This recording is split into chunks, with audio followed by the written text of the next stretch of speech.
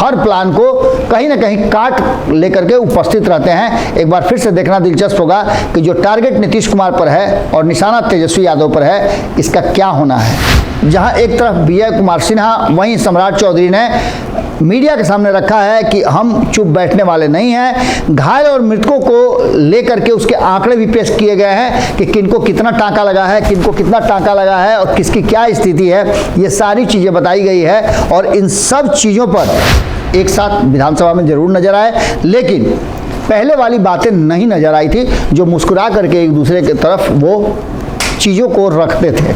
लेकिन खैर, इन सारी बातों को लेकर के अब भारतीय जनता पार्टी ने जिस तरह से कल आंदोलन किया, आंदोलन में जो कुछ भी हुआ वो सारी चीज़ें हमने आपको दिखाया। हमारे कई रिपोर्टर्स लगे हुए थे जिन्होंने आप तक ये खबरें पहुंचाई। नमस्कार, भारत लाइव देख रहे हैं आप। सुबह के 8 बज गए हैं और 8 बजे हम आपके सामने गेम समझिए लेकर के आते हैं, जो बीते हुए दिन की घटनाओं पर, बयानों पर और जो कुछ भी हुआ है उसके आधार पर आने वाले समय में क्या कुछ होने वाला है, इसको बेस बना करके और आपसे वो बातें बताते हैं जो बिहार और देश दुनिया के राजनीतिक गलियारे में चर्चा का विषय है।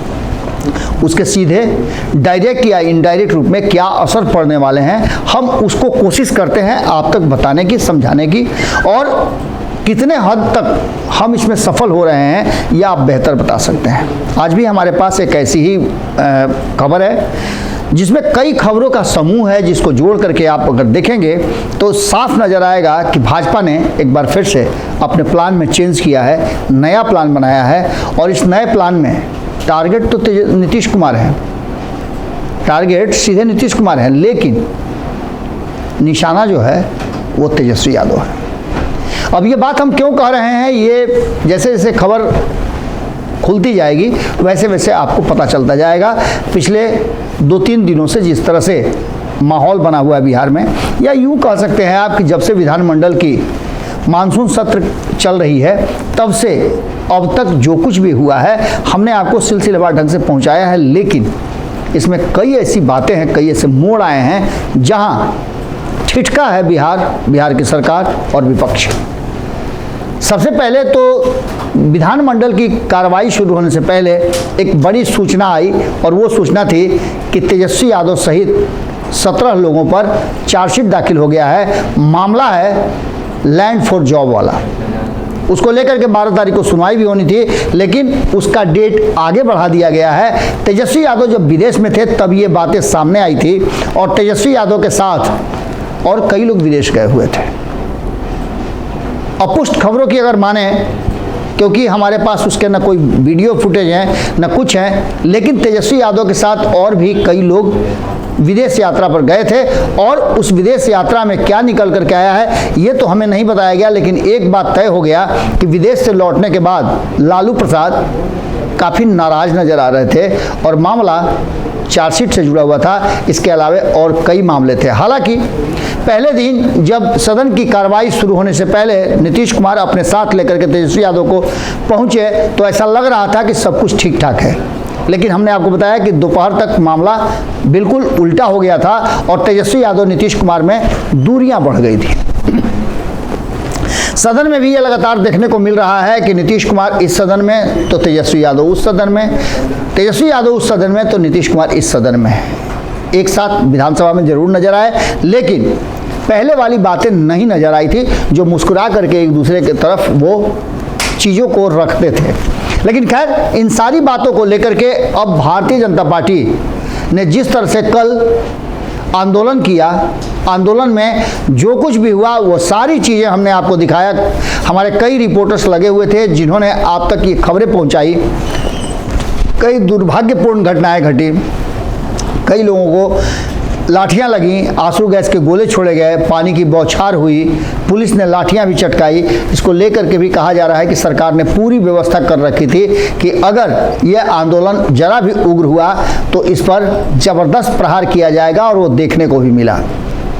इसमें कई नेता भारतीय जनता पार्टी के घायल हुए हैं, कई लोगों के हताहत होने की भी बात की जा रही है। एक आदमी के हताहत की पुष्टि जरूर हुई है, लेकिन इस पर सरकार और प्रशासन का जो दावा है वो कुछ और है। भारतीय जनता पार्टी मृत व्यक्ति विजय सिंह को लेकर के ये कह रही है कि वो भारतीय जनता पार्टी के कार्यकर्ता हैं, पदाधिकारी हैं, उनकी मृत्यु पुलिस के इस कार्रवाई से हुई है। तो वहीं पुलिस का रिकॉर्ड बता रहा है और पुलिस ने जो स्पष्टीकरण दिया है उसमें साफ कहा है कि उनके वीडियो फुटेज, जो सीसीटीवी फुटेज मंगाए गए हैं, उस सीसीटीवी फुटेज में उनका लोकेशन कहीं और है और इस घटना को जैसे ही प्रचारित किया गया उससे पहले उन्हें अस्पताल में पहुंचाया गया था। इस बात की भी हमने आपको खबर दी थी कि एक शख्स जो उनके करीबी हैं, उनके गांव के अगल बगल के हैं, वो बता रहे हैं कि उनकी मृत्यु तो पहले ही हो गई थी। इन सारी बातों को लेकर के जहां एक तरफ भारतीय जनता पार्टी नीतीश कुमार और उनके पुलिस प्रशासन पर टारगेट कर रही है, वहीं उसका निशाना सीधे तेजस्वी यादव है। नीतीश कुमार टारगेट पर इसलिए है कि नीतीश कुमार बिहार के मुख्यमंत्री हैं और गृह विभाग उनके पास है। लेकिन इन सब बातों के साथ साथ जब भारतीय जनता पार्टी जंगल राज की बात करती हो तो ये निशाना साफ लगता है कि तेजस्वी यादव के ऊपर है। इसके क्या असर होंगे, इससे क्या लाना चाहती है भारतीय जनता पार्टी, ये बातें भी अब स्पष्ट होती नजर आ रही है। भारतीय जनता पार्टी का टारगेट सीधे 2024 है। इन सारी बातों को लेकर के अब जो कहा जा रहा है उसके अनुसार हालांकि भारतीय जनता पार्टी अपना पूरा का पूरा प्लान चेंज कर चुकी है और उसे 2024 के लिए अभी से इसको कैसे करना है, क्योंकि आपको याद होगा कि 2014 में जब गांधी मैदान में बम ब्लास्ट हुआ था, उसके जो पीड़ित लोग हैं अभी तक उनका कोई अता पता नहीं है, जबकि प्रधानमंत्री ने खुद कहा था कि जो लोग पीड़ित हैं उनको सरकारी नौकरी और क्या क्या दिया जाएगा। ये सारे मामले जो है अब तक आप देख सकते हैं। इसके साथ साथ एक और बड़ा मामला सामने आता है कि इस पूरे मामले पर भारतीय जनता पार्टी इस पर दोनों ही सदनों में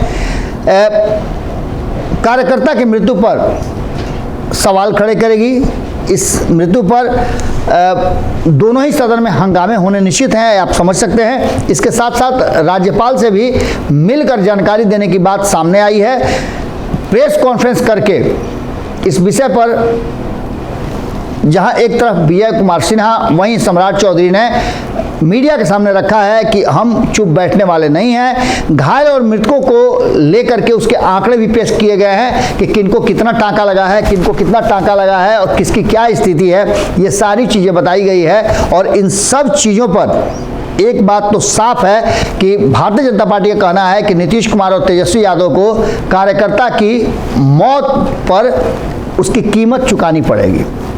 इसी कीमत की बात पर हम आपको बता रहे हैं कि कल संपादक नमन मिश्रा जी से बातचीत हो रही थी, जो जदयू के एक पुराने कार्यकर्ता रहे हैं। बीच में उनका संबंध आरसीपी सिंह से भी रहा है। उनका सीधे कहना है कि यदि भारतीय जनता पार्टी को ऐसा लगता है कि वो कार्यकर्ता उनके थे, उन्होंने उन्हें बुलाया था, तो ऐसा क्यों नहीं करते हैं कि सरकार के फिराक में क्यों पड़े हुए हैं। जो होना था तो हो गया, लेकिन अगर उन्हें लगता है कि इस आंदोलन में वो शहीद हुए हैं तो हर विधायक और हर सांसद अपने एक एक महीने का वेतन देकर के उनके परिवार को क्यों नहीं गोद ले लेता है।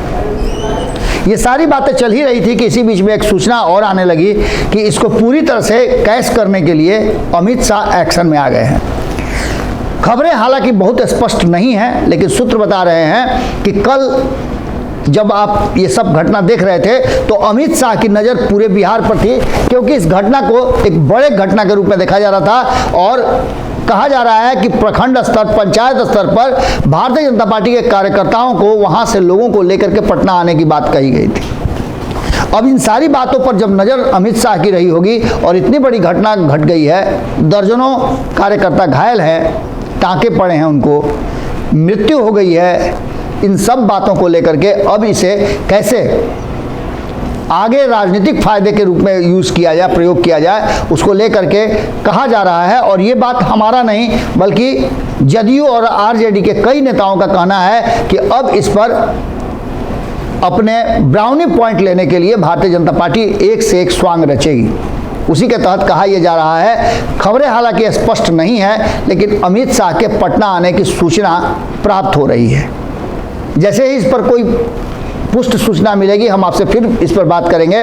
लेकिन अमित शाह का कहा जा रहा है कि वो पटना आएंगे और पटना से जिन कार्यकर्ता की मृत्यु हुई है विजय सिंह, उनके परिजनों से मिलेंगे जहानाबाद में, और ये पूरी तरह से अब इसको राजनीतिक रंग देने की तैयारी शुरू हो चुकी है। सीधी सी बात है कि भारतीय जनता पार्टी ने जो प्लान बनाया है वो प्लान भले ही भारतीय जनता पार्टी समझ रही है कि पूरी तरह से ठोक बजा करके है, लेकिन नीतीश कुमार हर प्लान को कहीं ना कहीं काट लेकर के उपस्थित रहते हैं। एक बार फिर से देखना दिलचस्प होगा कि जो टारगेट नीतीश कुमार पर है और निशाना तेजस्वी यादव पर है, इसका क्या होना है, आखिर इसके मायने क्या हैं। और अगर आप इस गेम को समझ रहे हैं तो कमेंट बॉक्स में ज़रूर लिखिएगा कि आखिर भारतीय जनता पार्टी टारगेट तो नीतीश कुमार पर कर रही है, लेकिन निशाना तेजस्वी यादव क्यों बन रहे हैं। क्या इसके पीछे भी कोई राजनीतिक साजिश है, रणनीति है, प्लान बना है, या फिर ये स्वाभाविक है। जुड़े रहिए भारत लाइव के साथ, अगली खबर में जल्दी ही मुलाकात होगी। अगर ये वीडियो पसंद आई और वह बिहार के राजनीति और बिहारियत से सरोकार रखेनी तो सब्सक्राइब बटन दबा के चैनल के सब्सक्राइब कर ली। ओजे एगो घंटी बा, ओकरा बटन दबा देला से कुल सटीक और मारक खबर रुआ मुफ्त में मिल जाई। अगर रुआ पत्रकारिता के हमनी के नया प्रयोग में सहयोग कर चाहतानी तो ज्वाइन बटन दबा दी। पेटीएम नंबर नोट कर ली 9386816700। धन्यवाद।